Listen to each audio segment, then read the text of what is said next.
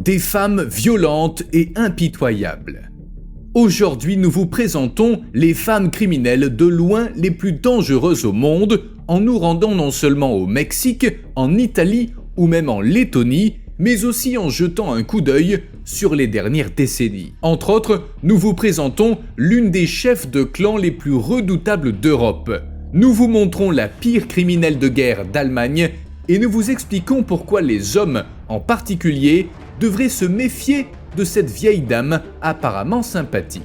La vidéo sera fascinante, alors restez avec nous sur Bon à savoir. On dit que la Katrina est directement responsable d'un grand nombre de victimes. Son histoire n'est pas si rare au Mexique. Issue d'une famille pauvre, cette Mexicaine ne voulait rien de plus qu'une vie de luxe et a donc rejoint le cartel à l'adolescence. Elle apparaissait généralement sur les réseaux sociaux dans des vêtements onéreux et montrait ses armes lourdes. La presse l'a souvent qualifiée de plus belle tueuse du Mexique. En fait, la jeune femme de 21 ans a eu une carrière tellement brillante au sein du cartel qu'elle avait sa propre armée à laquelle elle donnait des ordres. Mais tout a changé le 10 janvier 2021, lorsque le cartel Sejing a perdu plusieurs de ses meilleurs hommes et femmes. La Katrina et son équipe ont été impliqués dans une violente fusillade avec la police. 6 membres ont été gravement blessés et certains sont morts sur place.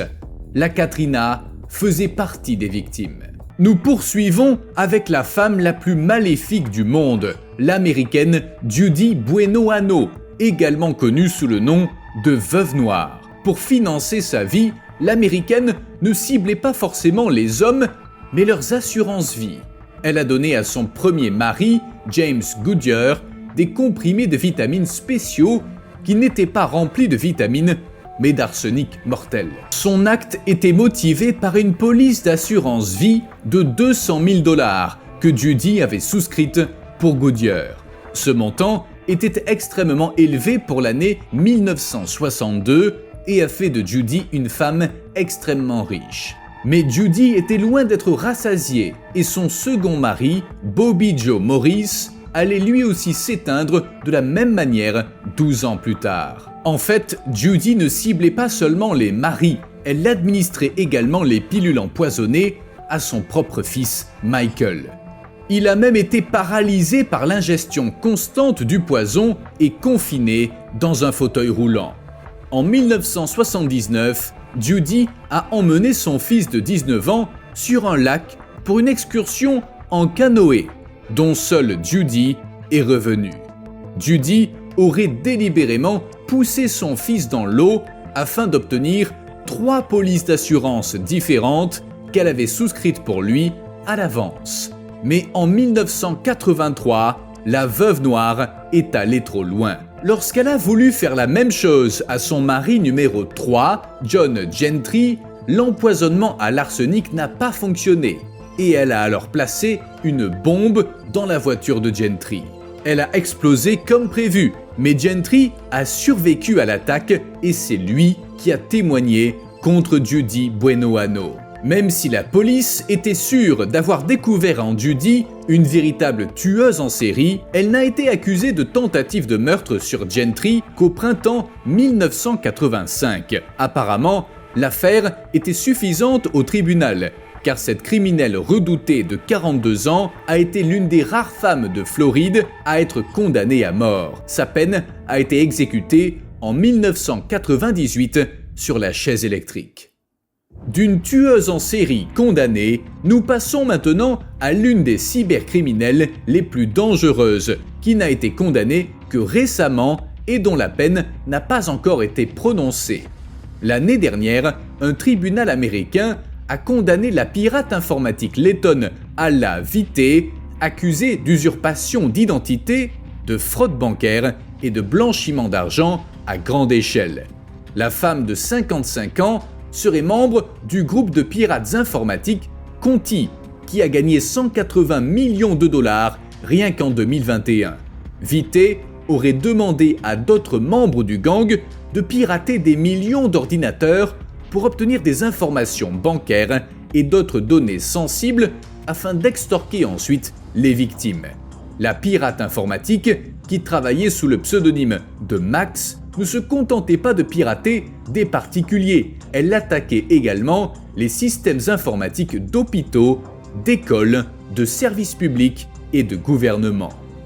Nous arrivons ensuite à une criminelle vicieuse qui, comme Alla Vité, est longtemps restée cachée et a régné dans l'ombre de la pègre. Il s'agit de Maria Licciardi, chef du clan de la Camorra, le gang mafieux le plus puissant d'Italie. Licciardi, que beaucoup appellent la marraine, est passée inaperçue de la police pendant plusieurs décennies, comme nous l'avons déjà mentionné, et a veillé à ce que sa véritable identité reste secrète. Bien que la femme de 72 ans ait repris très tôt les affaires de la mafia familiale, son casier judiciaire était impeccable. Ce n'est que lorsqu'une guerre de gang a éclaté à Naples en 1999 que la police a appris son existence et a finalement révélé qu'elle était la chef du clan. Il s'est avéré progressivement que Madame Licciardi poursuivait non seulement les activités criminelles de ses frères et de son mari,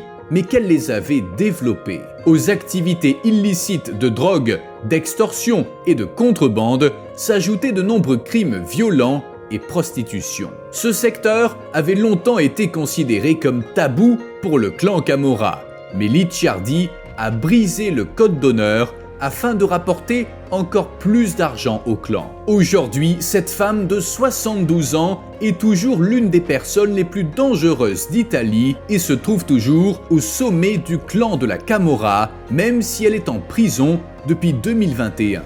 De l'Italie à nos jours, nous nous pencherons ensuite sur l'Allemagne de 1933 à 1945, lorsque Ilse Koch, connue dans de nombreux livres d'histoire sous le nom de sorcière de Buchenwald, semait la peur et la terreur. Koch aurait non seulement torturé les prisonniers du camp de concentration de Buchenwald, mais aussi abusé d'eux pour réaliser ses propres fantasmes absurdes.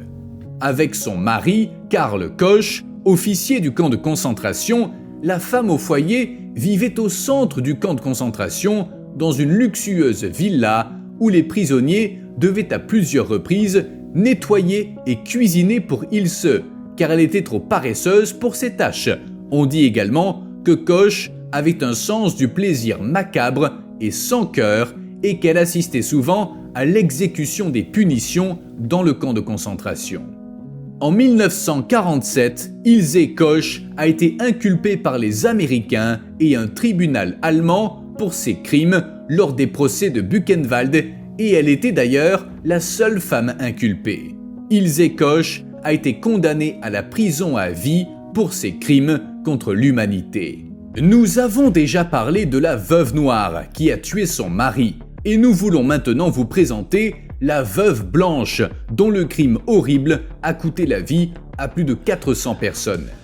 Après que la Britannique Samantha Lewthwaite s'est convertie du christianisme à l'islam à l'âge de 17 ans, elle a développé des opinions de plus en plus radicales sous l'influence de son futur mari, l'assassin Jermaine Lindsay. 10 ans plus tard, à 27 ans, Samantha était déjà l'une des personnes les plus recherchées au monde et figurait sur les listes de plus de 190 pays. La raison en est qu'elle a rejoint la milice somalienne Al-Shabaab après l'assassinat de son mari en 2003 et qu'elle est responsable d'au moins 5 attentats contre des touristes en Afrique.